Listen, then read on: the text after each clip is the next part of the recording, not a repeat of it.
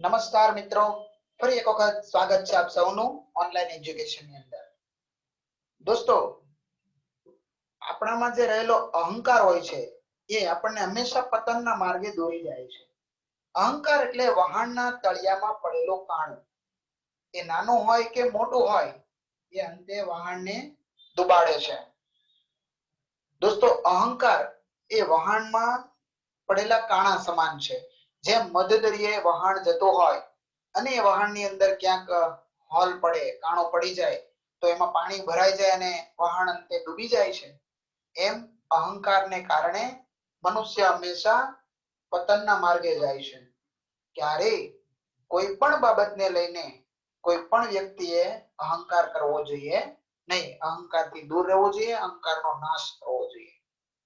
આ સાથે માં સરસ્વતીને વંદન કરીએ. ધોરણ 12 કોમર્સ, વિષય આંકડાશાસ્ત્ર, પ્રકરણ નંબર 4, સામાયિક શ્રેણી, ટાઈમ સિરીઝ, લેક્ચર નંબર 4 અંતર્ગત આપણે જોવાના છીએ સામાયિક શ્રેણીનું યોગનીય મોડેલ. 2 માર્ક્સના પ્રશ્નમાં વિભાગ સી ની અંદર સૌથી વધુ વખત પૂછાયેલો પ્રશ્ન, સામાયિક શ્રેણીનું યોગનીય મોડેલ જણાવો. 2 માર્ક્સની અંદર આ મોડેલ પૂછાય છે. ખૂબ કાળજીપૂર્વક એનો અભ્યાસ કરીએ દોસ્તો. સામાયિક શ્રેણીનું યોગનીય મોડેલ નીચે મુજબ છે. આપણે જે હમણાં સામાયિક શ્રેણીના ઘટકો સમજી ગયા મિત્રો, દીર્ઘકાલીન ઘટક ટીટી, મોસમી ઘટક એસટી, ચક્રીય ઘટક સીટી અને યાદચ્છિક અને અનિયમિત ઘટક આરટી, આ બધા જ ઘટકોનો સરવાળો કરો ને મિત્રો, એટલે આપણો સામાયિક શ્રેણીનો ચલ yt આપણને મળે. yt is equal to tt plus st plus ct plus rt. આ છે સામાયિક શ્રેણીનું યોગનીય મોડેલ. છે ને મિત્રો, ખૂબ જ સરળ. ચારે ચાર ઘટકોનો સરવાળો. હવે એને સમજાવવું પણ પડે કે જ્યાં yt એટલે સામાયિક શ્રેણીનો ચલ, tt એટલે દીર્ઘકાલીન ઘટક જેને વલણ પણ કહેવાય, ત્યાર પછી st મોસમી ઘટક, ct એટલે ચક્રીય ઘટક અને rt એટલે યાદચ્છિક ઘટક. આ ચારેય ઘટકનો સરવાળો કરીએ એટલે આપણું સામાયિક શ્રેણીનું યોગનીય મોડેલ બને. આ જે સ્ક્રીન ઉપર તમને જે જવાબ દેખાઈ રહ્યો છે એ પૂરા 2 માર્ક્સનો આન્સર છે મિત્રો.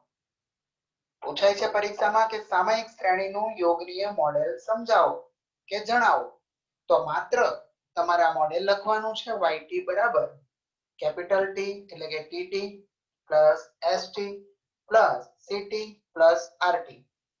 ઓકે, જ્યાં yt એટલે સામાયિક શ્રેણીનો ચલ, tt નો મતલબ થાય દીર્ઘકાલીન ઘટક અથવા તો વલણ, st એટલે મોસમી ઘટક મિત્રો, ct ચક્રીય ઘટક અને rt એટલે યાદચ્છિક ઘટક. આમ આ ચારે ચાર ઘટકોનો સરવાળો જેને કહેવાય સામાયિક શ્રેણીનું યોગનીય મોડેલ. આવી જ રીતે મિત્રો આ મોડેલ ઉપરથી ચારે ચાર ઘટકોના સમીકરણો પણ બને. આપણે એને સમજીએ રિવર્સ મેટર ગણિતની ગાણિતિક ક્રિયાઓનો ઉપયોગ કરીને આપણે સમજી શકીએ સામાયિક શ્રેણીના ઘટકો. આપણું મોડેલ છે yt બરાબર tt plus st plus ct plus rt. આપણું યોગનીય મોડેલ છે. આના આધારે આપણે ચારે ચાર ઘટકોના સમીકરણો મેળવીએ. પહેલું છે દીર્ઘકાલીન ઘટક વલણ એટલે કે tt. તો ગણિતની ક્રિયાઓ પ્રમાણે એની સાથે રહેલા સરવાળામાં રહેલા ત્રણેય ઘટક સામેની સાઈડ yt માંથી શું થશે? બાદ થશે. તો આપણને સમીકરણ મળશે tt બરાબર yt minus st plus ct plus rt. 1 માર્ક્સના વિકલ્પમાં પૂછાય મિત્રો, યાદ રાખજો. tt બરાબર yt એટલે કે સામાયિક શ્રેણીનો જે ચલ છે એમાંથી ત્રણે ત્રણ ઘટકોનો સરવાળો બાદ કરી દેવાનો. આવી જ રીતે બીજો ઘટક મળશે મોસમી ઘટક એટલે st. તો st સિવાયના ત્રણે ત્રણ ઘટકને સામે yt માંથી શું કરશું? બાદ કરી દઈશું. st is equal to yt minus tt plus ct plus rt. મોસમી ઘટક જોતો હોય તો સામાયિક શ્રેણીના અભ્યાસમાં વલણને ચક્રીય ઘટકને અને યાદચ્છિક ઘટકના સરવાળાને સામયિક શ્રેણીના ચલમાંથી શું કરી દઈશું? બાદ કરી દઈશું. ચક્રીય ઘટક સીટી જોઈએ છે તો સીટી ની કિંમતમાં સીટી ને સૂત્રનો કરતા બનાવીએ અને બાકીની ત્રણેય વેલ્યુઝ ને સામે yt માંથી શું કરશું? બાદ કરીશું. ct is equal to yt minus tt plus st plus rt અને આવી જ રીતે આપણને મળશે યાદચ્છિક કે અનિયમિત ઘટક rt બરાબર yt minus tt plus ct plus st. Okay મિત્રો, જેમ આપણને સામયિક શ્રેણીનું યોગનીય મોડેલ એટલે કે ચારેય ઘટકનો સરવાળો એ મોડેલ મળે છે, એવી જ રીતે મોડેલ ઉપરથી ચારે ચાર ઘટકો પણ આપણને મળી શકે અને કોઈ પણ ઘટક પરીક્ષામાં આ રીતે સમીકરણ સ્વરૂપે પૂછી શકાય છે. આપણે આ ઘટકોનો અભ્યાસ પૂરો કર્યો. આજે આપણે સમજી ગયા સામયિક શ્રેણીનું મોડેલ કોને કહેવાય અને એ મોડેલની કિંમત ઉપરથી જુદા જુદા ચારે ચાર ઘટકોની કિંમતો કઈ રીતે મળે એને આપણે ધ્યાનથી સમજી ગયા. આ સાથે સામયિક શ્રેણીનું વલણ માપવાની રીતો કેટલી છે આપણે સામયિક શ્રેણીનો અભ્યાસ કરી રહ્યા છીએ તો એ કઈ કઈ રીતો વડે એનો અભ્યાસ આપણે કરી શકીશું. મુખ્ય ત્રણ રીતોથી આપણે સામયિક શ્રેણીનો અભ્યાસ કરવાનો છે ધોરણ 12 કોમર્સ.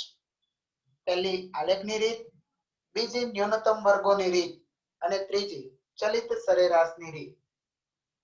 મિત્રો તમને યાદ જ હશે કે આલેખની રીત અને ન્યૂનતમ વર્ગોની રીત એ ચેપ્ટર 3 નિયત સંબંધમાં પણ આ બંને રીતોનો ઉપયોગ થાય છે. માટે જ હમણાં મેં તમને વાત કરી હતી કે જો તમને પ્રકરણ 3 સુરેખ નિયત સંબંધ આવડે છે તો સમજો કે સામયિક શ્રેણીનું ચેપ્ટર તમને 50% આવડી ગયું છે. એટલે ખૂબ જ સરળ રીતો છે. ચલિત સરેરાશની રીત પણ ખૂબ જ સરળ છે મિત્રો. 5 માર્ક્સની અંદર જ્યારે પૂછાય છે ને દાખલો ત્યારે આ બંને પદ્ધતિઓમાંથી કોઈ પણ બે પદ્ધતિ અથવામાં પૂછાય છે. એટલે ખૂબ નસીબ સારા કહેવાય. આ બંને પદ્ધતિઓ આપણે શીખી લઈશું જેથી કરીને બંનેમાંથી કોઈ પણ એક રીતે આપણે 5 માંથી 5 માર્ક્સ મેળવી શકીએ. આમ શ્રેણીનું વલણ માપવાની મુખ્ય રીતો કેટલી છે? 3. આલેખની રીત, ન્યૂનતમ વર્ગોની રીત અને ચલિત સરેરાશની રીત. આ સાથે આપણો આજનો અભ્યાસ પૂરો થયો. નવેસરથી પદ્ધતિ વાઇઝ એક એક પદ્ધતિ કરીને આપણે દાખલાઓ સાથે આ પ્રકરણને ડીપમાં સમજવાનું છે. તો દાખલાઓ સાથે શીખવા માટે આપણે આવતીકાલે મળીશું મિત્રો. Thank you very much.